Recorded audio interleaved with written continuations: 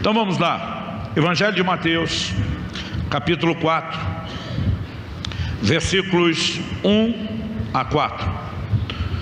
A seguir, Jesus foi levado pelo Espírito ao deserto para ser tentado pelo diabo.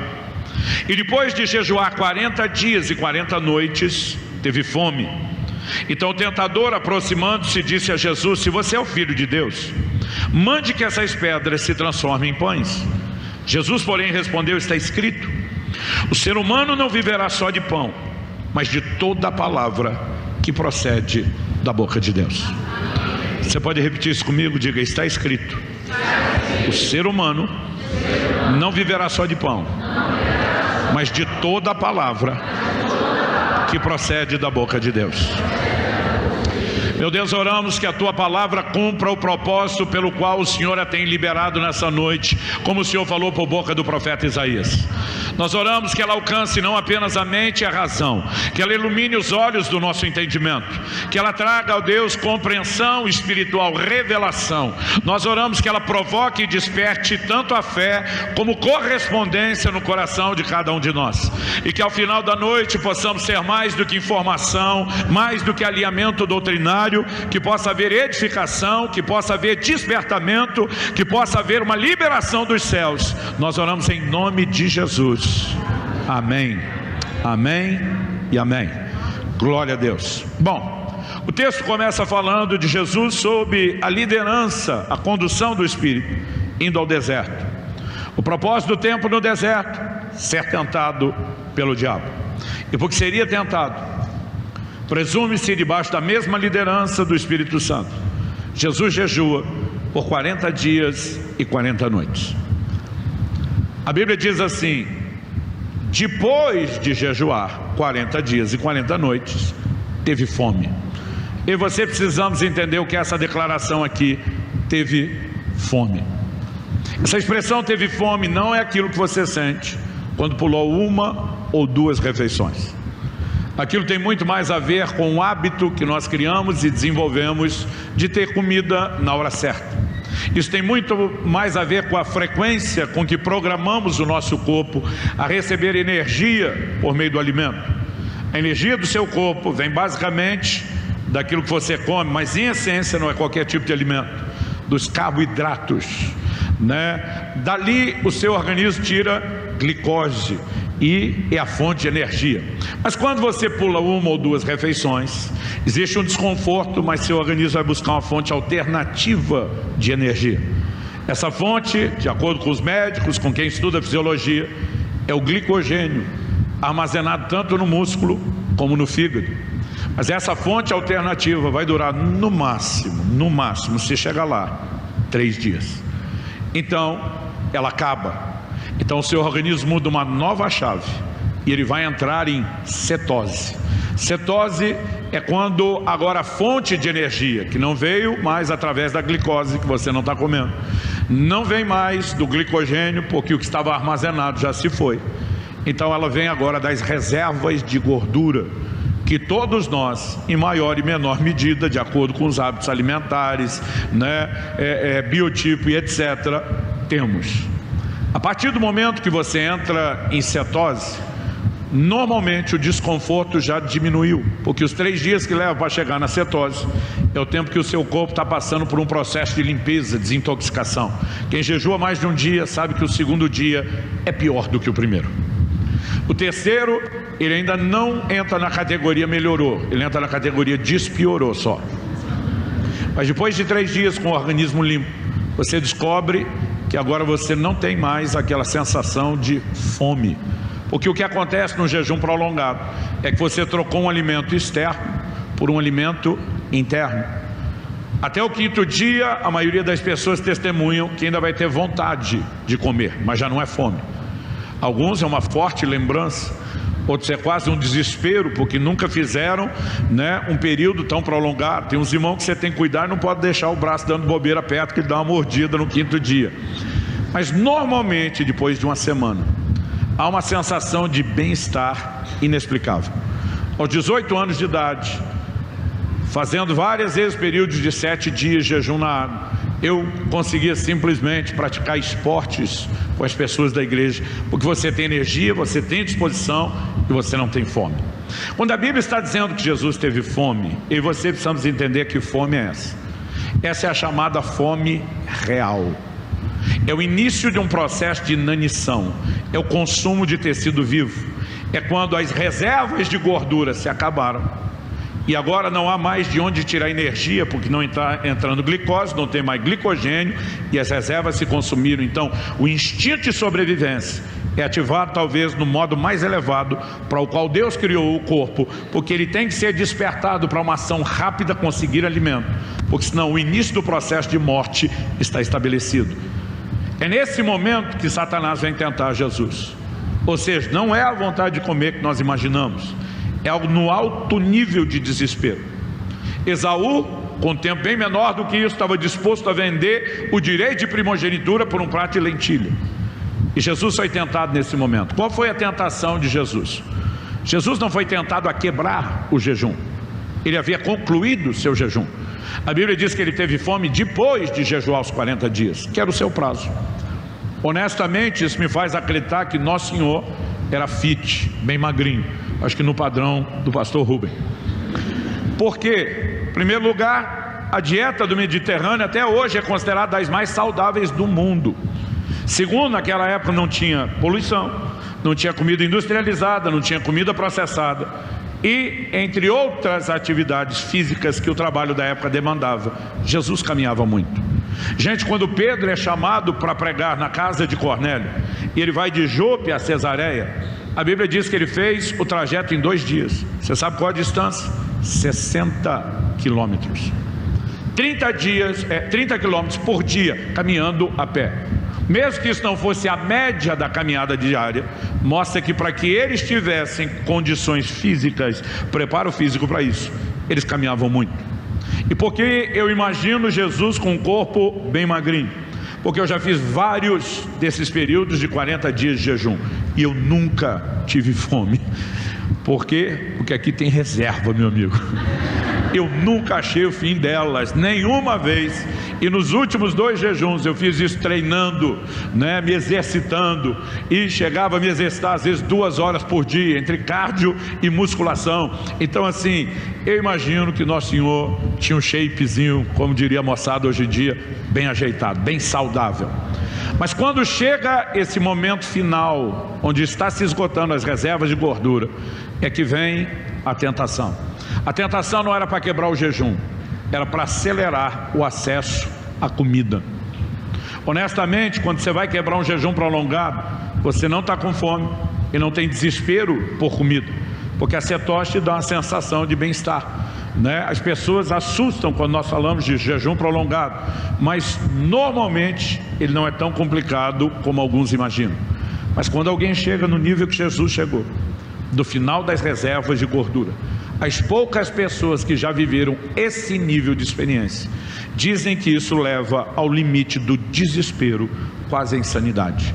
E é nesse momento de vulnerabilidade que Satanás vem com a proposta. Qual a proposta? Se você é o Filho de Deus, mande que essas pedras se transformem em pães. Repito, a tentação não era quebrar o jejum seria quebrado, era acelerar o meio de acesso à comida, por meio de uma via que nós entendemos ilegal. Por que ilegal? Para que Cristo fosse o substituto perfeito, era necessário que ele não apenas encarnasse, mas vivesse como homem aqui na terra.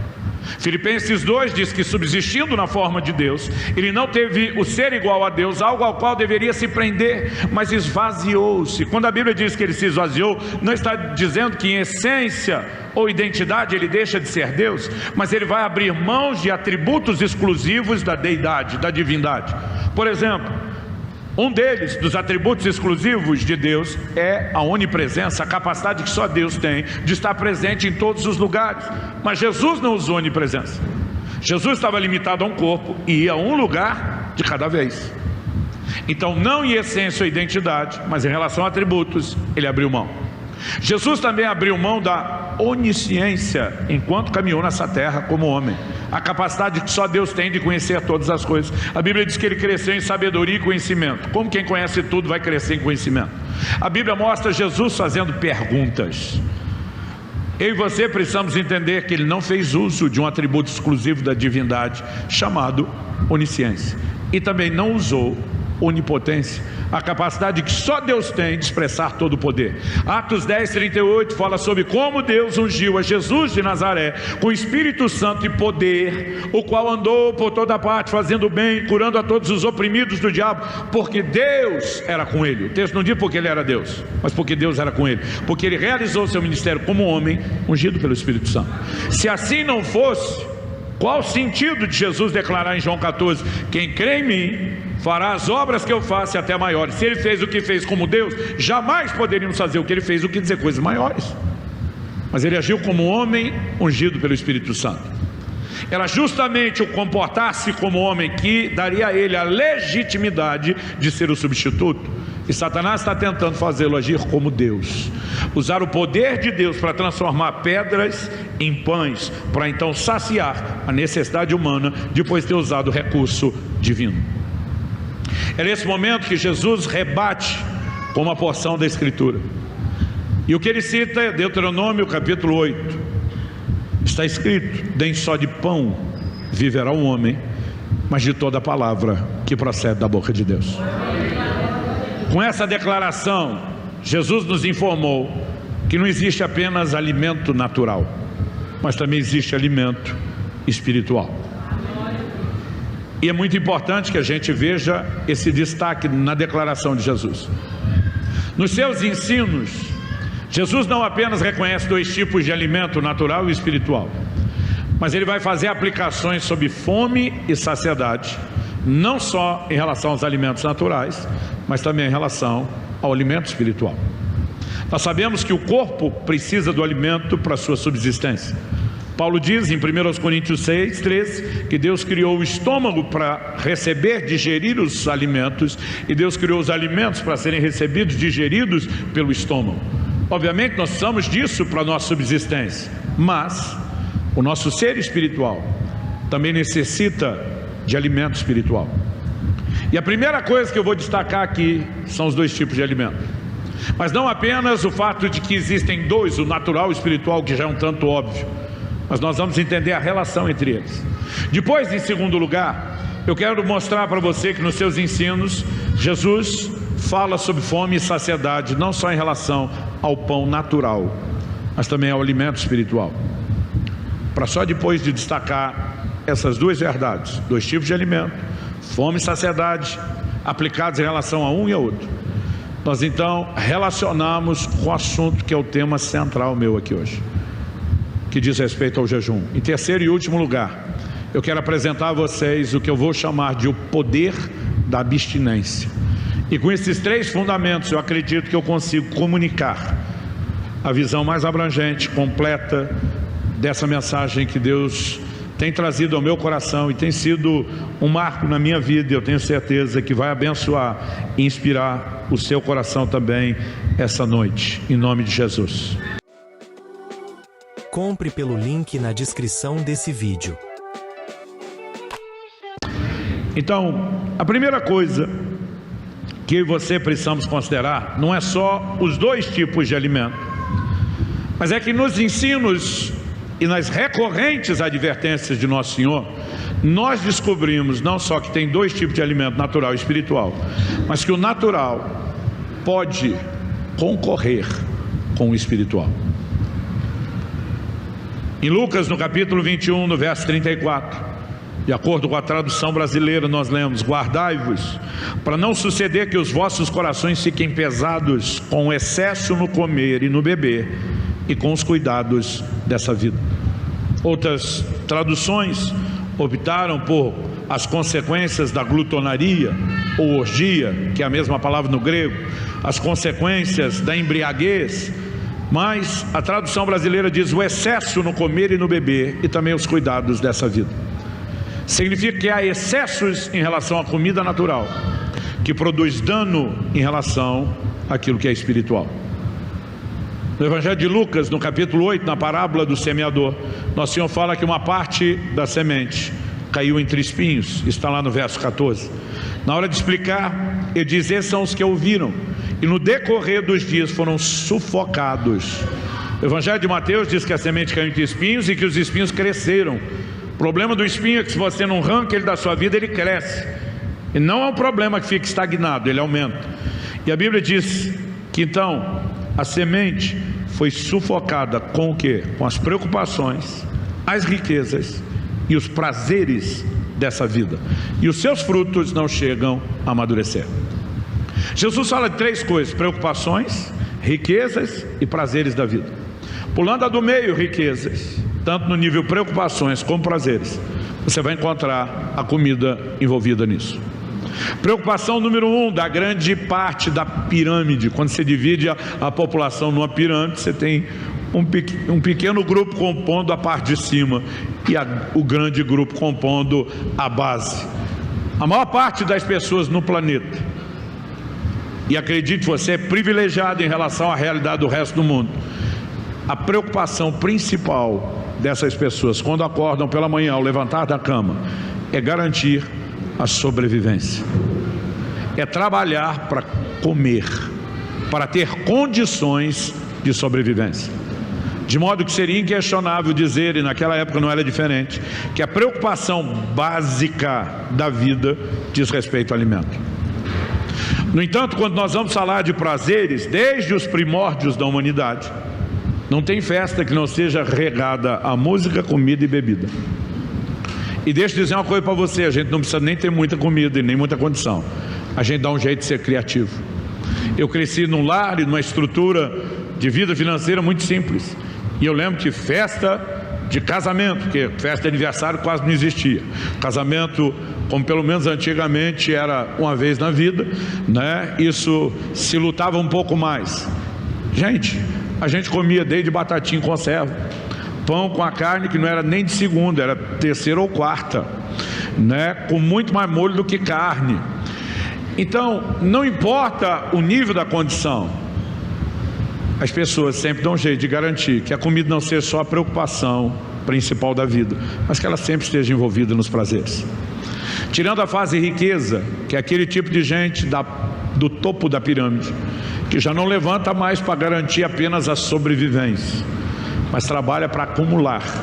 Esses também vão requintar os seus prazeres com comidas melhores, mais caras, mas elas sempre estarão lá. Então, tirando aqueles que não têm riquezas, tanto a preocupação como os prazeres envolverão comida. Agora, envolvendo aqueles que têm, esse assunto não está distante. E por que eu estou falando isso?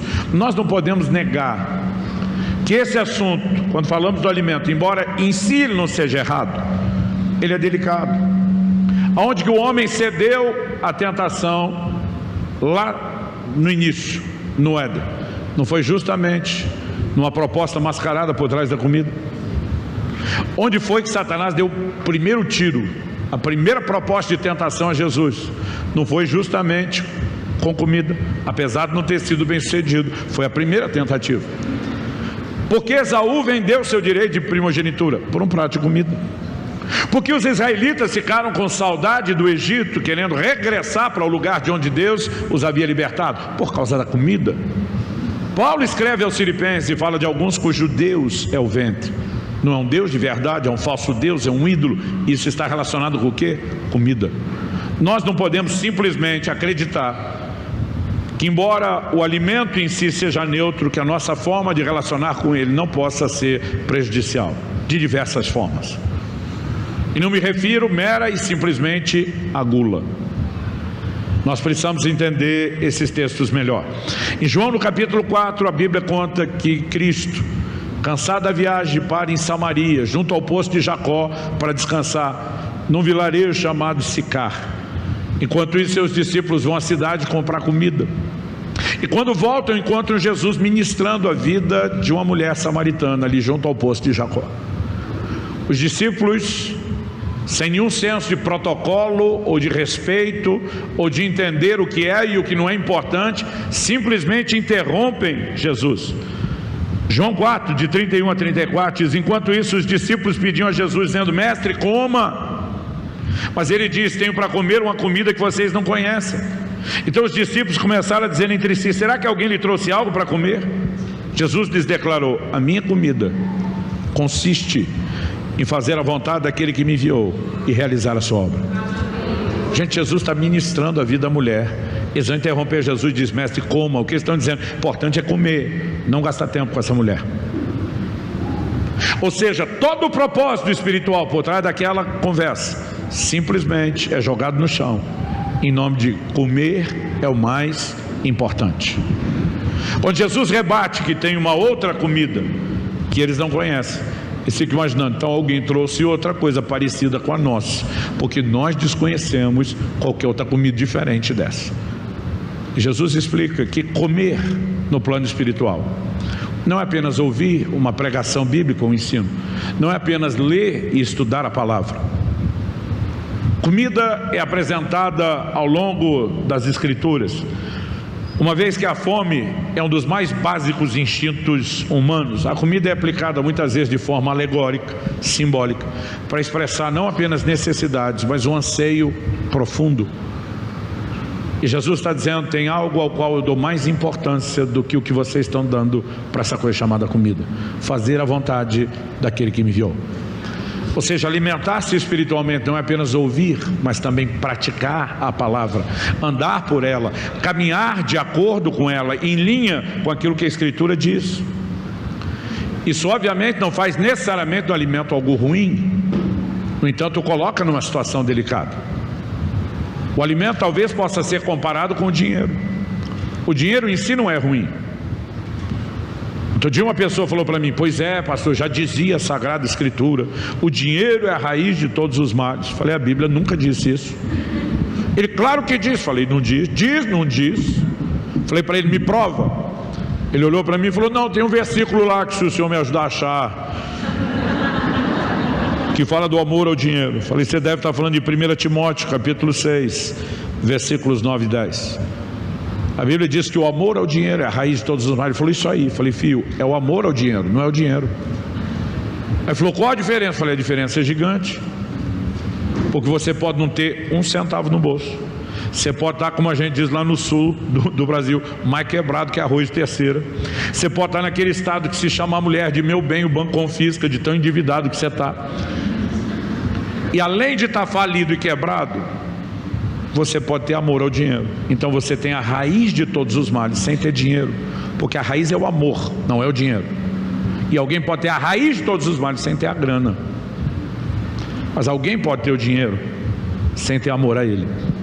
É por isso que o Salmo 62:10 diz: se as vossas riquezas aumentam, não ponhais nelas o coração.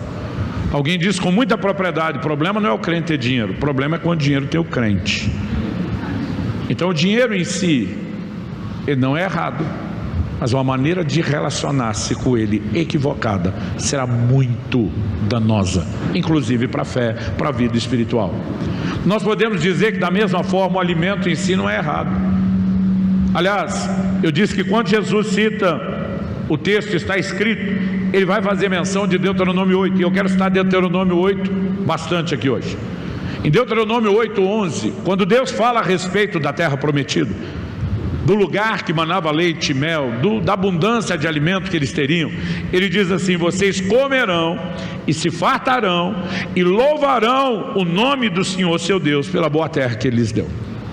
Comida não é vista apenas como fonte de sustento, ela também é vista como fonte de prazer. E Deus diz: vocês vão comer, vão louvar, vão me dizer meu nome. Em Neemias 8:10 nós temos a clássica declaração que todo crente praticamente conhece: a alegria do Senhor é a vossa força. Você já viu o contexto em que ela foi dita? Neemias diz: comei carnes gordas, bebei bebidas doces, enviai porções aos que nada têm preparado para si, e alegrai-vos, porque hoje é dia de alegria, e a alegria do Senhor é a vossa força. Ele diz: vocês vão se alegrar banqueteando. Eu não estou aqui de forma alguma tentando roubar de você a ideia e o conceito de que comida, além de fonte de sustento, pode ser fonte de prazer. Deus está dizendo: vocês vão comer, vão se fartar, vão louvar meu nome. Gente, honestamente, tem umas comidas que eu como que eu agradeço antes e depois, de tão bom que é. Tem algumas delas que eu falo: Senhor, eu tenho que te agradecer de novo. Eu acho só que aquilo não foi suficiente. Mas o que é que eu e você precisamos compreender? Algo maior do que isso. Em segundo lugar, eu quero chamar a sua atenção para os elementos de fome e saciedade. Em Mateus 5,6, Jesus diz: bem-aventurados os que têm fome e sede de justiça, porque eles serão saciados. Então, tanto fome e sede como saciedade vão ser aplicados não só em relação a coisas terrenas, mas a coisas espirituais. Em João 6,35, Jesus diz: eu sou o pão da vida, quem vem a mim jamais terá fome, quem crê em mim jamais terá sede. Então existe fome e sede no plano espiritual, mas quem o acessa, quem se alimenta dele, deixa de ter fome. Então existe também saciedade. Dito isso, eu gostaria que você considerasse algo que Cristo falou no Sermão do Monte. Em Lucas 6,21 ele diz: bem-aventurados são vocês que agora têm fome, porque vocês serão fartos. É uma declaração, é uma promessa. Bem-aventurados são vocês que agora têm fome, porque vocês serão saciados, diz a Nova Almeida atualizada. Eu sempre achei que Jesus estivesse falando de fome natural. Ó, vocês estão passando necessidade, que não tem agora o que comer, Deus é provedor, Ele vai dar um jeito de suprir vocês. Mas a pergunta a ser feita é: Jesus estava falando de fome e alimento natural? Porque se você olhar o contexto e o desenvolvimento da conversa dele, não dá para negar que 4 versículos depois, em Lucas 6,25, Jesus fala algo que, se você colocar o que ele falou primeiro no patamar de comida material, vai ficar confuso. Porque em Lucas 6,25 Jesus diz: ai de vocês que agora estão fartos, porque vocês passaram fome. Qual a diferença entre bem-aventurados vocês? Isso aqui é coisa boa, bem-aventurados, felizes. Mas quando ele diz ai de vocês, ele vai dizer: deu ruim, isso aqui é juízo. Mas observe o que ele falou: bem-aventurados vocês têm fome, porque a fome os levará a ser saciados. Aí o cara foi saciado. Então, quando ele foi saciado, ele transferiu do grupo da fome para o grupo do saciado. Aí Jesus agora olha para ele e repreende: ai de vocês estão fartos, agora vocês vão ser julgados, vão passar fome. Aí o cara deixa o grupo do saciado, vai para o grupo da fome. Mas quando chega no grupo da fome, Jesus diz: bem-aventurado você que tem fome, e agora eu vou te mandar de novo para o grupo do saciado, para depois julgar você. Gente, não faz o menor sentido imaginar que Jesus está falando de algo natural. Então pensa comigo. Em Marcos 8, no segundo milagre da multiplicação de pães, a Bíblia diz que Jesus afirma: tenho compaixão da multidão, porque eles já estão há 3 dias sem ter o que comer. Que fome Jesus está falando? Jesus está falando: bem-aventurado vocês têm fome pela palavra. 3 dias sem comida, ninguém arreda o pé, porque o sermão de Jesus não termina, porque ele não para de ensinar, porque ele vai se estendendo, e ninguém é louco de arredar o pé daquele lugar e perder o que está sendo oferecido. Ele diz: a fome espiritual de vocês há de levá-los a um lugar de saciedade. Agora preste atenção: se existe algo que te abre acesso ao que Deus tem, se chama fome. Depois nós vamos falar sobre isso. Mas agora Jesus vira para o mesmo grupo de ouvintes e diz: mas ai de vocês que estão fartos. Ele está falando de um grupo que não tinha apetite pelas coisas espirituais. E por que não tinha? Porque encheu, entre aspas, o bucho daquilo que não presta, a ponto de ter perdido o apetite para aquilo que precisa. Eu sou de uma época onde as mães eram mais raízes do que Nutella. E se quando criança eu insinuasse aos meus irmãos para a mamãe que a gente queria comer qualquer bobagem, porque era assim que chamava, bobagem, o que não era o alimento saudável que estava sendo preparado para o almoço, era chamado de bobagem, de besteira. Se a gente quisesse comer bala, docinho, qualquer coisa antes do almoço, era o suficiente para que mamãe soltasse os 4 cavaleiros do Apocalipse. Porque ela dizia: se vocês se empanturrar com esse monte de bobagem, na hora que a comida saudável que vocês precisam for oferecida, não vai ter apetite. E eu não vou ficar cozinhando para depois vocês rejeitar o que precisa, porque comeram o que não precisa. Quem é dessa época das mães raízes, das havaianas voadoras? Jesus olha para um grupo e diz: ai de vocês que se encheram de outras coisas, que está roubando de vocês o apetite espiritual. E aqui eu quero começar a chamar a sua atenção para os elementos de fome e saciedade numa perspectiva diferente. Em Deuteronômio 8:11, nós vimos que Deus diz: vocês comerão, se fartarão, louvarão o nome do Senhor seu Deus. Que Ele está dizendo: eu quero abençoar vocês, inclusive com abundância de mantimento. Mas na sequência, no versículo seguinte, na verdade, eu citei antes Deuteronômio 8:10, no versículo 11, o seguinte: Deus emenda a seguinte advertência: tenham cuidado de não se esquecer do Senhor seu Deus, deixando de cumprir seus mandamentos, seus juízos, seus estatutos, que hoje lhes ordeno. Não aconteça que depois de terem comido e estarem fartos, depois de haver edificado boas casas e morado nelas, depois de se multiplicarem o seu gado e os seus rebanhos, e aumentar a sua prata e o seu ouro, e ser abundante tudo o que vocês têm, se eleve o seu coração, e vocês se esqueçam do Senhor seu Deus, que os tirou da terra do Egito, da casa da servidão. Deus está dizendo: presta atenção, eu quero abençoar, eu quero mandar comida em abundância, mas aprecie com moderação, para não acontecer que depois de vocês estarem fartos, o coração de vocês se esqueçam de mim. Um dia desse, o irmão falou para mim: pastor, eu ando bem confuso ultimamente. Falei: por quê?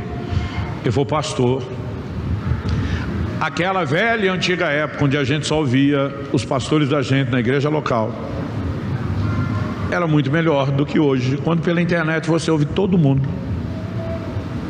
E eu falei: me ajuda a entender onde você quer chegar com isso. Ele falou: pastor, tem hora que eu ouço uns pregadores top, mais top das galáxias, os caras bombam minha fé, pastor.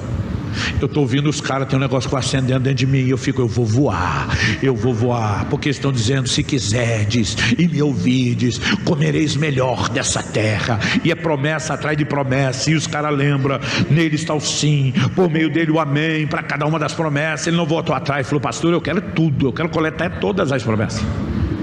Mas tem hora que eu vou ouvir os outros caras, que eles descem o sarrafo na bênção e diz: isso pode te desviar do caminho, pode te levar, pode, não deve.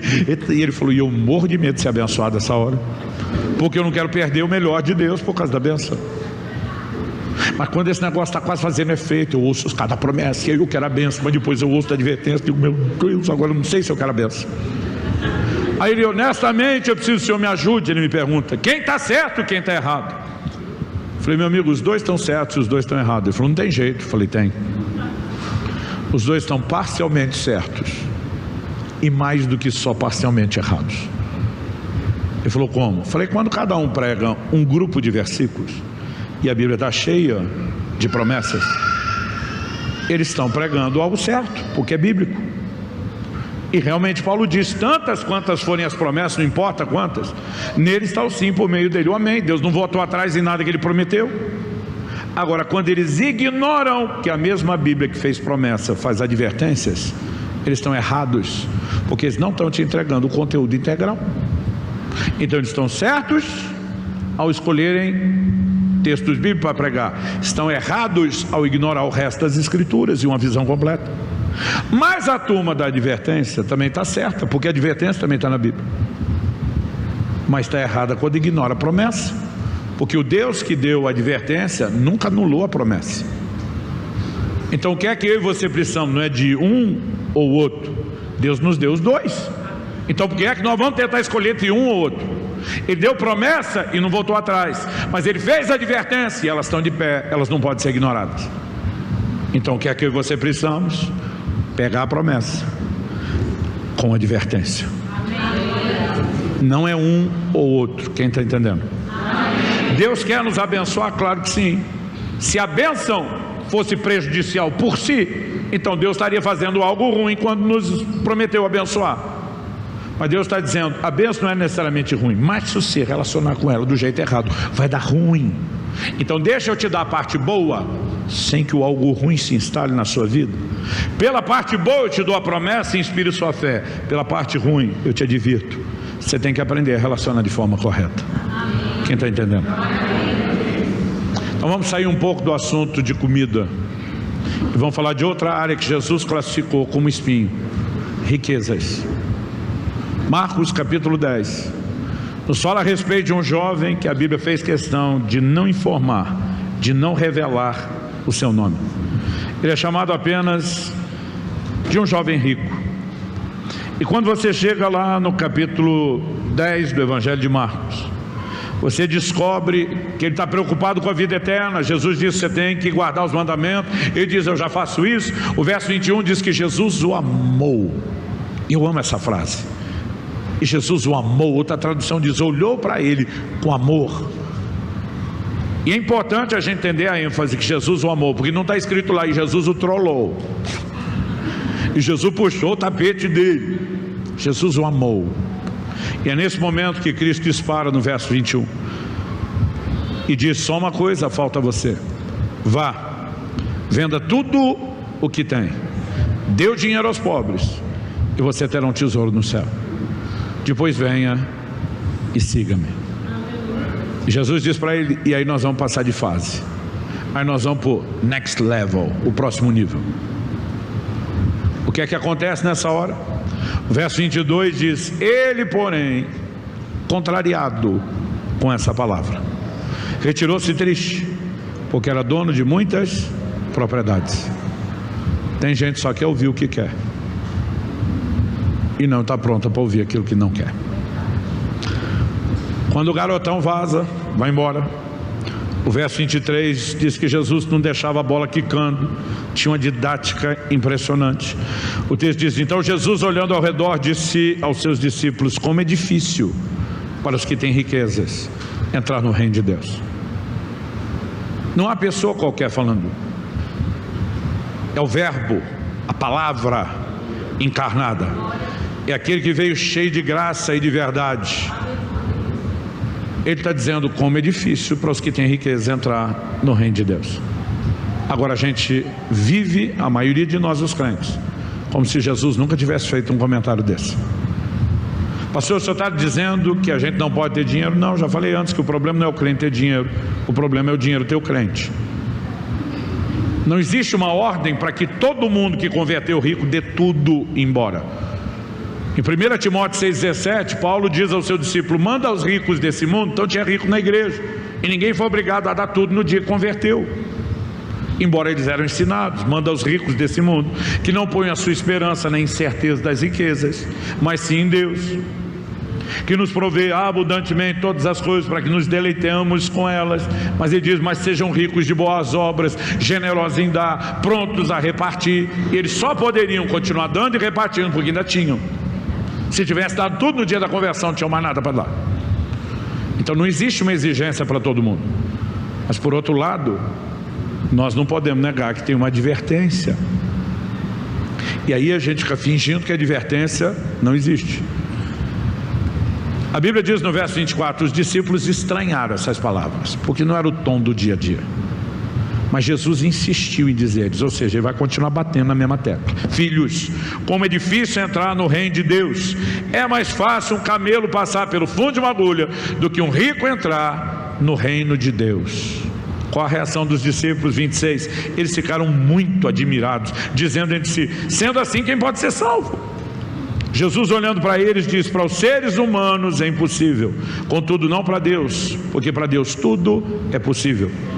Então Pedro começou a dizer-lhe, eis que nós deixamos tudo e seguimos o Senhor. Jesus respondeu, em verdade lhes digo, que não há ninguém que tenha deixado casa, irmãos, irmãs, mãe, pai, filhos ou campos, por minha causa e por causa do Evangelho, que não receba já no presente 100 vezes mais casa, irmãos, irmãs, mães, filhos e campos, com perseguições, e no mundo por vir, a vida eterna. Então vamos pegar algumas lições do que Jesus falou aqui. Primeira delas,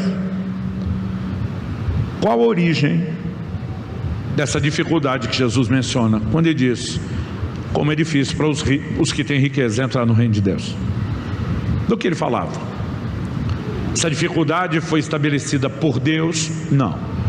Romanos 2,11 diz que Deus não faz acepção, distinção de pessoas. Ele não ia favorecer o pobre em relação ao rico e nem vice-versa. Então de onde provém a dificuldade? Por lógica, por eliminatória. Quem dificulta a própria entrada no reino de Deus é o rico, e não Deus. Aliás, Jesus fez uma distinção clara entre dificuldade e possibilidade. Para o rico ele diz, como é difícil entrar no reino de Deus. O discípulo diz, desse jeito ninguém vai ser salvo. Ele diz, o que para o homem é impossível, Para Deus é possível. O que Deus oferece é possibilidades para se superar o que parece impossível. Então Deus ajuda qualquer um, inclusive o rico. Ele não atrapalha. Então quem que se atrapalha? O próprio rico. Aí a pergunta agora é: como ele se atrapalha? Em Lucas 12:19, Jesus, falando do rico insensato, diz que ele afirmou: então direi à minha alma, você tem depósito muitos bens para muitos anos, descanse, coma, beba e regale-se, ou aproveite a vida. Com quem que o rico está conversando? Com a sua alma. Porque ao acumular todos aqueles bens, ele não está enchendo só os seus celeiros, nem só a conta bancária, ele está saciando a sua alma com algo que está preenchendo um lugar que daqui a pouco, feito criança que se empanturrou de besteira, ele não tem apetite para aquilo que ele realmente precisa. A lógica é só você ver Pedro argumentar: nós deixamos tudo, nós abrimos mão de tudo, diferente desse cara, nós renunciamos tudo. Jesus diz: pois eu garanto que não tem ninguém que tenha feito o que você fez, o que vocês fizeram, que não vai receber muito mais nessa vida e no porvir a vida eterna. Do que é que Jesus está falando? De merecimento? Já que vocês desprenderam de tudo, agora vocês merecem a vida eterna? Não, ele não falaria de merecimento, porque nós somos salvos pela graça, mediante a fé, e graça ainda é favor imerecido. Então, se Jesus não está falando de merecimento, ele está falando do quê? Ele está falando de um esvaziamento que permite um novo preenchimento. Esvaziamento significa: eu não vou encher minha alma com esse monte de coisa que rouba minha fome, para a hora que eu estiver diante das coisas espirituais, eu não ter perdido o apetite. O esvaziamento, ele permite que cultivemos aquilo que eu tenho chamado de, entre aspas, obviamente, a moeda de troca do reino de Deus, que é a fome. Algo que eu e você precisamos entender sobre essa questão da fome e do anseio é que ela nos dá acesso àquilo que de outra forma nós não poderíamos ter acesso. Isaías 55:1 nos afirma: todos vocês que têm sede, venham às águas, e vocês que não têm dinheiro, venham, comprem e comam. Se não tem dinheiro, como é que vai comprar? Já parou para pensar nisso? Deus está dizendo: ei, vocês não têm dinheiro, vem pegar de graça, 0,800. Ele vem comprar, mas eu não tenho dinheiro. Mas no reino espiritual você não compra com dinheiro. Você lembra da carta à igreja de Laodiceia? O Senhor disse: vocês se acham ricos? Vou dar a letra do meu lado. O que é que eu penso de vocês? Pobre, cego, miserável, nu. É o que você é para mim. Então Deus está dizendo para mim: você não tem nada, mas ainda assim eu te aconselho, compre de mim ouro refinado no fogo, vestes brancas para que te vista, colírio para ungir os seus olhos. Mas se é pobre e miserável, compra com o quê? No reino espiritual você não adquire nada com dinheiro. Jesus está dizendo: vocês têm fome, venham e compram. Jesus disse: bem-aventurados vocês têm fome, vocês serão saciados, porque o apetite, o anseio pelas coisas espirituais te dará acesso. Isaías 44:3, Deus promete: derramarei água sobre o sedento. Sobre quem ele vai derramar água? Para quem tem sede, para quem quer a água, para quem valoriza a água, para quem anseia pela água, para aquele que não vai desperdiçar água. Mas quando ele nos ensina: não dê pérolas aos porcos, ele está dizendo: não dá água para quem não vai valorizar. Está de barriga cheia ainda com a coisa errada, ele não vai ser servido, ele não vai ser oferecido. Quem está entendendo isso? Então, dito isso, eu gostaria que nós passássemos para o nosso terceiro e último ponto de observação, que eu vou chamar de o poder da abstinência. E de novo, nós temos que voltar para Deuteronômio 8, que é o texto que Jesus cita na tentação do deserto. Em Deuteronômio 8, versos 2 e 3, nós lemos o próprio Deus dizendo: lembre-se de todo o caminho pelo qual o Senhor seu Deus os guiou no deserto durante esses 40 anos, para humilhar vocês, para pôr vocês à prova, para saber o que estava no coração de vocês, se guardariam ou não os seus mandamentos. Ele humilhou vocês, ele os deixou passar fome, ele os sustentou com maná que vocês não conheciam, nem os pais de vocês conheciam. Para quê? Agora, no para quê, você tem que entender que isso é indicativo de propósito. Para que vocês compreendessem que o ser humano não viverá só de pão, mas de tudo o que procede da boca do Senhor. Para que vocês compreendessem. Deus está dizendo: eu tenho a didática, eu tenho a capacidade de abrir a mente, de dilatar a compreensão de vocês. E ela envolve que eu faça uso de uma ferramenta específica chamada abstinência. Deus diz: a abstinência abre a compreensão. Então Deus está dizendo, ou Moisés da parte de Deus está dizendo, Ele humilhou vocês, Ele os deixou passar fome. E sabe o que eu acho curioso? É que tem duas definições práticas ligadas ao jejum na Bíblia: é fome e humilhação. Todo dia um jovem da minha igreja falou: não, pastor, eu não gosto de jejuar porque eu passo fome. Eu falei: tu tá de brincadeira. Tu tá de brincadeira. A palavra jejum no original grego do Novo Testamento é nesteia. É a composição de ne, um prefixo de negação, com estio, que significa comida, não comer. Hoje em dia, jejum ganhou sinônimo de qualquer tipo de abstinência. Então, você está lendo lá a matéria esportiva e descobre que certo time de futebol está em jejum de título, que certo jogador está em jejum de gols. E aí você vê os crentes dizendo: não, estou jejuando rede social. Outro dia um falou: pode? Falei: claro que pode, desde que seja um complemento e não um substituto. Porque hoje a turma jejua tudo, menos o que é essencial. A essência do jejum é abster-se de comida. Mas o jejum, além de levar fome, o Senhor disse que no jejum prolongado não tem fome. Depois de um tempo, no início tem. O jejum também é visto como um ato de afligir a alma. No Salmo 35:5, Davi diz: eu humilhava a minha alma com jejuns. Em Daniel, no capítulo 10, no verso 12, nós vemos que o anjo de Deus aparece para ele depois de 21 dias de um jejum ainda que parcial, e diz: desde o dia em que você se dispôs a buscar a Deus e humilhar o seu coração perante Deus. Humilhação. Se tem algo que quem jejua, principalmente com frequência e recorrência, entende, é que a alma, as emoções desligam. Por um lado, você perde um pouco de euforia. Por outro, você deixa de se agitar também com problemas. Mas o jejum vai ferir tanto a sua carne como a sua alma. É por isso que ele gera sensibilidade espiritual. A capacidade de perceber direcionamentos de Deus fica muito mais aguçada na vida de quem combina o jejum com a sua irmã gêmea em oração. Mas o que Deus está falando aqui é mais importante do que a gente tem percebido, para que vocês compreendessem. Deus está dizendo: eu decidi usar fome e humilhação para abrir uma compreensão de vocês para o que realmente importa, mais do que aquilo que as pessoas acreditam ser o essencial, aquilo pelo qual é o motivo principal que levantam da cama, garantir a comida e a sobrevivência. É se alimentar do que procede da boca de Deus. Ali era uma referência ao maná, e Cristo faz uma aplicação, quando em vez de dizer só o que procede da boca de Deus, o próprio Jesus fala de toda a palavra que procede da boca de Deus. Agora, se o propósito é que o povo entendesse a importância do maná, a pergunta a ser feita é: isso funcionou? Não necessariamente. A nação de Israel passa 40 anos no deserto sendo testado e termina reprovado. Jesus, com 40 dias, não anos, liquida a fatura e sai aprovado. Sabe o que isso me faz perceber? Não é o que você enfrenta, é o seu coração. Não é o que você passa, é a sua inclinação ou a falta dela para Deus.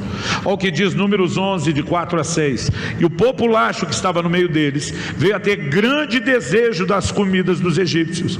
Também os filhos de Israel começaram a chorar outra vez, dizendo: quem nos dará carne para comer? Lembramos dos peixes que comíamos de graça no Egito. Que saudade dos pepinos, dos melões, dos alhos silvestres, das cebolas e dos alhos. Mas agora nossa alma está seca. Outra tradução diz: nossa alma definha, e não vemos nada a não ser esse maná, maná, maná, maná. Não aguentamos mais maná. Deus está dizendo que Ele humilhou, deixou ter fome, para eles entenderem a importância do maná. Mas eles não estão conseguindo valorizar a importância do maná, porque não permitiram que a didática fosse eficaz. Ela não vai acontecer de forma automática. É por isso que ela é muito mais eficaz, a didática da abstinência, na vida de quem se dispõe a isso, do que sobre quem isso é imposto. Jesus vai 40 dias jejuar, não porque é obrigado, mas por escolha. Estava conversando com um médico que me acompanha bastante nos jejuns prolongados. Ele fez um prefácio no meu livro, escreveu um artigo médico científico. E eu falei: doutor, no último jejum de 40 dias que eu fiz no início do ano, ele me pediu 60 tipos de exames diferentes de sangue quando eu terminei. Eu brinco que ele me vira ao avesso. Ele fala assim: eu não quero só te acompanhar, eu quero te estudar. E ele me garantiu na última vez, ele diz: olha, eu te acompanho desde 2014, você nunca teve resultados tão saudáveis como o seu corpo está apresentando. Eu falei: doutor, se o jejum é tão benéfico à saúde como você tem constatado me estudando, por que ainda temos médicos e nutricionistas lutando contra ele? Contra isso? Ele me disse assim: porque a maioria confunde estudo de fome com estudo de jejum. Eu falei: tem diferença? E claro que tem. Eu falei: doutor, os dois não ficam com fome sem comer? Ele falou: Luciano, fome é a pessoa que deixa de comer porque não tem o que comer. Jejum é quem deixa de comer porque quer ficar sem comer. Eu falei: qual a diferença, doutor? A comida não entrou. Ele falou: Luciano, a resposta hormonal é completamente diferente em cada caso. Fome gera estresse, gera reações negativas, gera perdas. Ele diz: você passou 40 dias sem comer e nós comprovamos, você teve ganho de massa muscular. Quem tem fome tem perda de massa muscular. Ele diz: o corpo reage diferente a quem administra com coração diferente, com sentimentos diferentes. Então, eu imagino que a abstinência forçada, ela gera estresse. Mas a abstinência autoimposta como escolha, ela dá outro tipo de resultado. É por isso que desde o Antigo Testamento você vai encontrar em Números 30 a lei acerca dos votos. Ninguém era obrigado a fazer um voto, mas Deus diz: olha, vou criar a possibilidade de que vocês façam um voto com o qual vão afligir sua alma, e vou regulamentar. Ou seja, Deus está dizendo: ninguém é obrigado a fazer, mas se eu estou criando uma lei que possa e que regulamente, o que é que Ele está dizendo? Eu espero que mesmo sem ser obrigado, que vocês resolvam querer fazer isso. Talvez seja por isso que não haja um imperativo claro sobre o jejum no Novo Testamento. No Antigo Testamento você tinha um dia do ano, dia da expiação, chamado Yom Kippur, onde todo mundo era obrigado a jejuar. A Bíblia diz que quem não afligir sua alma será eliminado do povo. O livro de Jeremias chama esse dia de o dia do jejum. Assim como Paulo, antes de ter aquele naufrágio que o faz parar em Malta, ansiava chegar em Jerusalém para o dia do jejum. Mas tirando isso, não há imperativos, embora haja uma expectativa da parte de Deus. Jesus diz em Mateus 6,16: quando jejuardes, e não diz se jejuar. Ou seja, ele dizia: da minha parte estou contando que você faz. Mas Jesus não definiu a periodicidade. De quanto em quanto tempo você faria? Ele não definiu. Qual a duração do seu jejum? Ele também não definiu. Na Bíblia você tem jejuns que duram uma parte do dia, o dia inteiro, e jejuns de vários dias. Os prazos bíblicos: 3, 7, 14, 21 e 40 dias. Mas Jesus não definiu a duração. Ele também não definiu o tipo. Você tem um jejum como o de Daniel. A Bíblia diz que ele não comeu carne, não bebeu vinho, não comeu manjar desejável. Então alguém falou: pastor, o que é manjar desejável? Eu falei: nos dias de hoje, especialmente para as mulheres, chocolate sobremesa, de certeza. Então o que ele fez exatamente, a Bíblia não é clara. Alguns imaginam que talvez ele ficou uma dieta à base de água e legumes por 21 dias. Mas não se absteve de tudo, e sim de um grupo de alimentos, como João Batista, que comia mel e gafanhotos. Não se abstia o tempo todo de tudo. Mas a Bíblia fala de jejuns, nós classificamos não como parcial, e sim como normal. Lucas 4:2 diz que durante 40 dias Jesus não comeu, e ao fim dos quais ele teve fome. Não diz que ele não bebeu água, e nem que ele teve sede. Sempre que a Bíblia sustenta que alguém não bebeu, então nós temos um outro tipo de jejum, que já não é o normal. Aí nós chamamos de total, absoluto. E normalmente ele não dura mais do que 3 dias. É o jejum mais severo que você pode praticar, o jejum sem água. E porque normalmente ele não dura mais do que 3 dias na Bíblia. Porque com 5 dias sem água, seu corpo pode entrar em colapso. Água não é alimento. Seu corpo é constituído de mais de 75% de água, e água é necessária para a sua subsistência. Então Jesus não fica controlando como será a abstinência, mas ele só diz: é importante que você escolha fazer. Qual o poder da abstinência? Ela é didática. Qual é a didática que ela tem? Ela tem a capacidade de ofuscar deleites que nós supervalorizamos na dimensão natural, e dessa maneira nos abrir uma percepção de deleites espirituais. Paulo escreve em 1 Coríntios 7,5, e ele está falando aos casais cristãos, e hoje em dia a gente tem que lembrar que ele está falando a marido e mulher casado. Então ele diz o seguinte: não vos priveis um ao outro. Ele está falando da intimidade física, do contato sexual, e diz assim: a não ser, talvez, por mútuo consentimento, os dois têm que estar de acordo, por um pequeno período de tempo, a fim de vos dedicardes à oração. Do que é que Paulo está falando? Que um casal que está vivendo o avivamento do dia a dia, lá no quarto deles, não pode orar? Não, não é isso que ele está dizendo. Ele não está dizendo que a gente não pode orar e que a oração não terá nenhum nível de resultado aqui no dia a dia normal. Mas quando ele fala dedicar, ele fala de entrar num lugar mais profundo do que o dia a dia, de entrar numa outra dimensão, em águas profundas. E às vezes, para você ter uma percepção maior de certos deleites espirituais, você precisa dar uma pausa em deleites naturais, ainda que eles sejam lícitos e que não sejam pecaminosos. É aqui que você vai entender outras abstinências acompanhando o jejum, porque muitas vezes deixamos de comer. Se comer não é necessariamente errado ou pecado, porque nós deixamos de estimular a alma só com deleites naturais, para que de alguma forma a gente compreenda, abra-se aquela outra esfera de percepção de que há deleites de uma outra dimensão que são melhores do que aqueles que nos entretêm e nos distraem o tempo todo. Quem está entendendo o que a gente está falando? No início do mês passado, estava numa conversa com o nosso querido mestre Hernandes Dias Lopes, está aqui amanhã com vocês, não é? Ele me perguntou: Subirá, você está entre as pessoas que eu conheci que talvez mais jejuem. Ele diz: o que você pode comentar em termos de benefícios, o que tem te impactado nas descobertas desses jejuns mais recentes, em especial os prolongados? Até porque os dias que eu estava com ele, eu estava no meio de um outro jejum prolongado que terminei domingo passado agora. Eu lembro que nessa conversa eu falei para ele: pastor, o que mais tem me impressionado e me atraído com frequência aos jejuns é a percepção dos deleites espirituais. Não quer dizer que nós não podemos desfrutar as bênçãos que se manifestam aqui. Deus diz: vocês comerão, se fartarão. Mas muitas vezes, se a gente não dá uma pausa nesse nível de deleite que é bom, nós nunca vamos entrar numa percepção profunda do que é muito melhor. Quem está entendendo?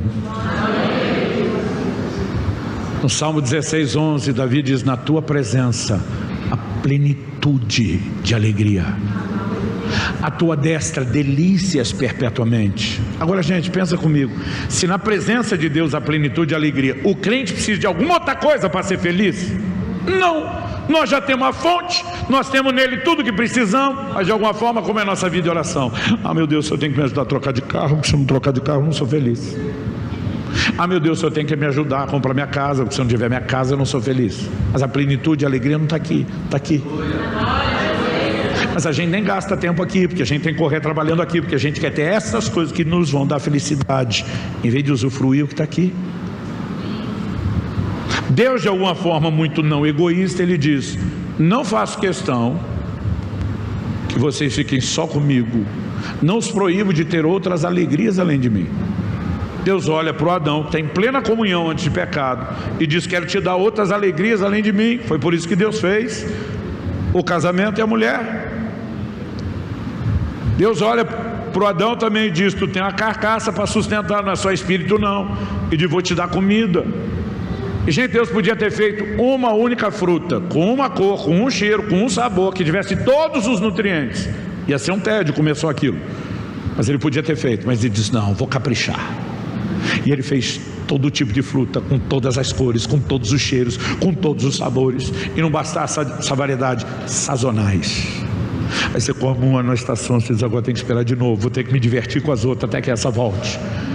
Sabe o que ele está dizendo? Não tem nenhum problema que vocês tenham outras alegrias diante de mim, mas presta atenção: quando outras alegrias começarem a concorrer comigo, quem perde é tu, é você.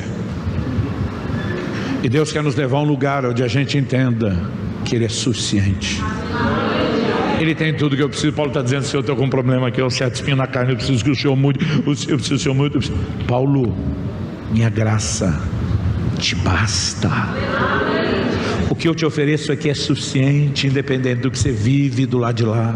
Eu não estou aqui te dizendo que Deus não vai agir, que Ele não vai intervir, que Ele não vai mudar áreas da minha e da sua vida. Mas sabe, há um poder na abstinência. Quem jejua com frequência ou regularidade entende muito melhor do que quem não faz. As coisas materiais perdem absurda, inexplicavelmente o seu valor. Todo jejum prolongado que eu entro, tem qualquer coisa na minha lista de oração que é material, no meio do caminho cai.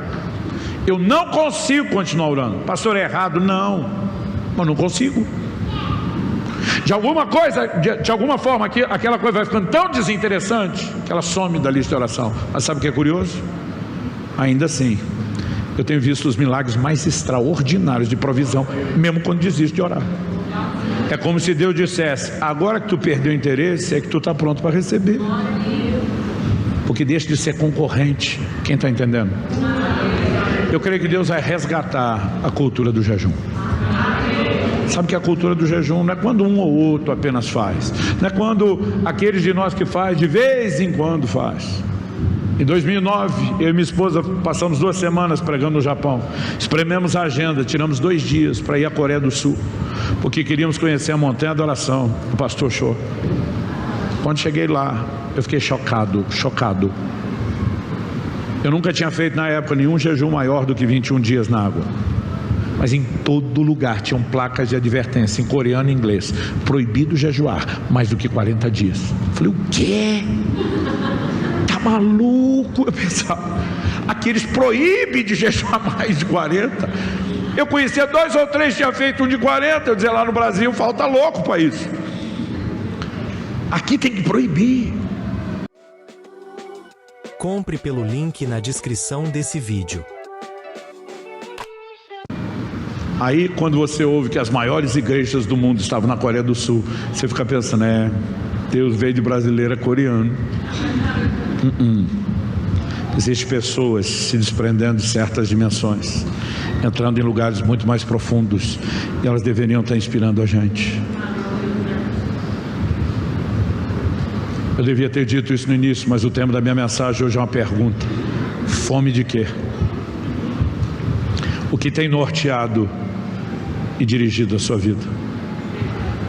Jesus diz: nem só de pão viverá o homem, mas de toda palavra que sai da boca de Deus. Acredite, quem está pregando sobre jejum para você já pesou 153 quilos, já viveu para comer por muito tempo. Mas nos últimos anos minha mente começou a ser reprogramada e remodelada, não apenas por experiências, mas por um outro nível de entendimento. Alguém falou para mim esses dias: pastor, esse ano o senhor está empolgado com o jejum. Eu falei: empolgado não, meu filho, eu estou surtado, é outro nível. Nós já estamos em setembro, eu devo ter jantado 6 ou 7 vezes esse ano. O dia que eu não estou num jejum normal ou num parcial, eu estou intermitente. E sabe, nós começamos a descobrir determinados deleites que normalmente quando a gente está só empolgado e distraído do lado de cá, a gente não entra na consciência deles. Eu não vim te apontar o dedo, eu não vim jogar pedra em você, eu não vim te julgar nem pelo seu passado, muito menos pelo seu presente. Eu só vim te apresentar uma nova proposta de futuro.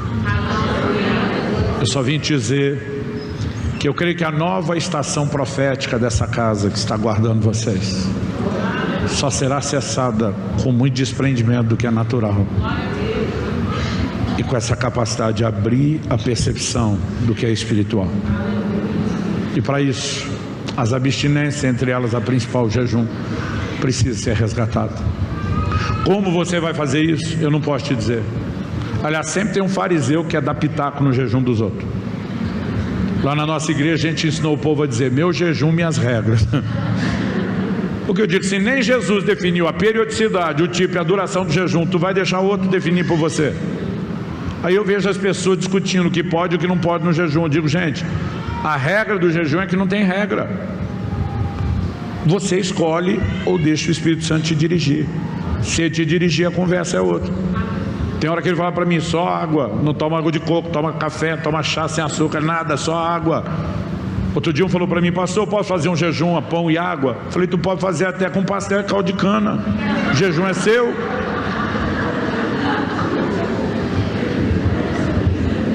Deu para entender?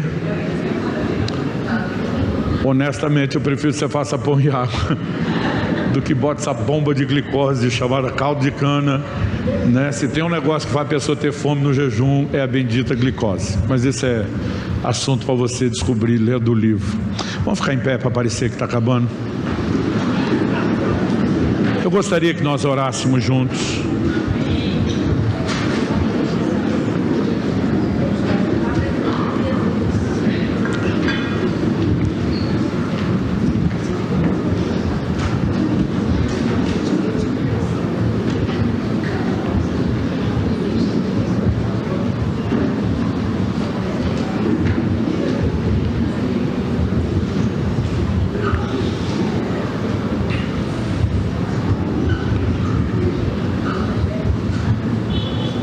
De alguma forma, porque cada um de nós vive uma fase, uma temporada de maturidade diferente.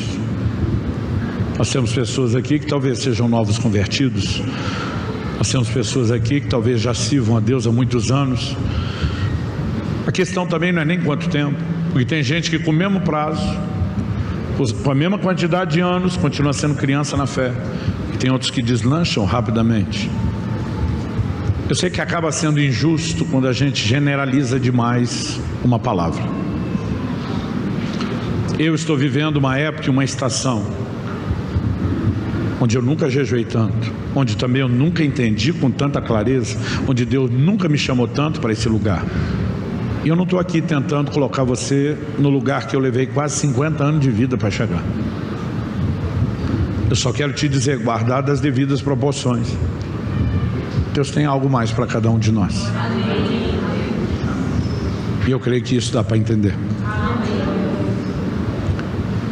O meu primeiro jejum, zombaram de mim, porque eu pulei só o almoço e enchi o bucho de refrigerante com medo de desmaiar, pastor. Aí eu lembro de um fariseu esculhambando a gente, dizendo jejum de verdade, não bota nem bala açucarada na boca. Vocês pulam uma refeição só no meio do dia, ainda toma refrigerante, chama isso de jejum. Só que eu e outros adolescentes estávamos intercedendo por um amigo que ainda não tinha sido batizado no Espírito Santo. Era o único do grupo, da nossa patota, do time de vigília e oração, que ainda não tinha sido cheio do Espírito Santo. Ele estava desanimado. Eu estava naquele tipo de sentimento, Deus ama todo mundo, menos eu, deu para todo mundo, menos para mim. E alguém aquele dia sugeriu, vamos orar por fulano, vamos jejuar. Mas nós já tomamos café da manhã e daí? A gente pula no almoço. Mas pode começar no meio do dia? Claro que pode. Depois ele mesmo, eu acho que pode. Ninguém sabia nada. Diz, mas o que é que faz? Só não come? Não, a Bíblia fala de jejum e oração. Aí a gente, além de não comer e renunciar, gente, um adolescente de 15 anos pular uma refeição é quase um adulto pular um dia inteiro sem comer. Porque a gente, é a fase da vida que a gente tem 3 estômagos, além do normal, mais um em cada perna. E nós ficamos orando, clamando, intercedendo por ele. À tarde esculhambaram a gente, eu fiquei mal, eu falei para Deus, desculpa aí, não sabia, achei que estava fazendo direito, prometo melhorar da próxima vez. Eu estava todo arrependido. Mas à noite, quando aquele nosso amigo finalmente foi batizado no Espírito Santo, ninguém conseguia convencer aquela molecada que algo não tinha acontecido aquele dia. Depois de tanto tempo, ninguém olhava para aquilo e dizia coincidência. E foi ali que algo começou a despertar. E eu comecei a dizer, eu quero aprender, eu quero descobrir isso. Aí depois eu descobri que tinha gente que pulava 2 refeições, o café e o almoço. E eu sempre perguntava, não desmaia não? Turma, não. Mas não passa mal? E eu fui pouco a pouco. Então talvez se você nunca jejuou, você pode começar. Em vez de começar, eu vou jejuar um dia, faça o bendito intermitente. Outro dia alguém falou, pastor, eu soube que o senhor sempre começa e encerra jejum às 18 horas. Eu falei, é verdade. Ele falou, é por causa do dia do judeu? Eu falei, não, é porque quando eu comecei a jejuar, eu odiava dormir com fome. Então eu parava de comer às 18, na hora de ir para a cama não tinha tanta fome. Normalmente quando eu acordo, eu não tenho mesmo fome, né? Isso vai do organismo de cada um. E à tarde, depois do horário do almoço, quando a fome começava a apertar, eu estava na reta final e eu aguentava. Eu falei, foi só por isso, virou um hábito. Não tem nenhum motivo espiritual, cada um faz do jeito que achar melhor. Mas muitas vezes você pode começar a dar prazos, intervalos, pular refeições, fazer jejum parcial. Faz jejum com caldo de legumes, com suco de frutas. Vá aos poucos se exercitando, descobrindo os limites do corpo. Se você tiver quadros de enfermidade, talvez você não possa se aventurar demais nos jejuns.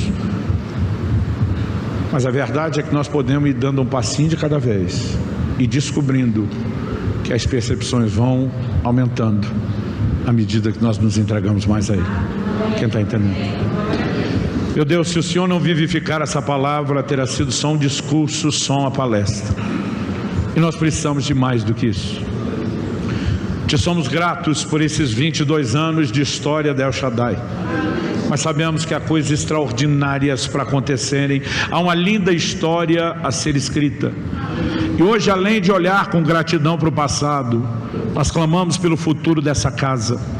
Nós clamamos, ó Deus, em nome de Jesus, que venham dias de rompimento espiritual, não apenas na vida do grupo, da comunidade, da igreja em si, mas na vida de cada um dos indivíduos. Que venham dias de rompimento espiritual, que venham dias de se passar de fase, de se acessar, ó Deus, o próximo nível, que venham dias de avanço, que venham dias de maturidade, que venham dias de experiências novas e maiores.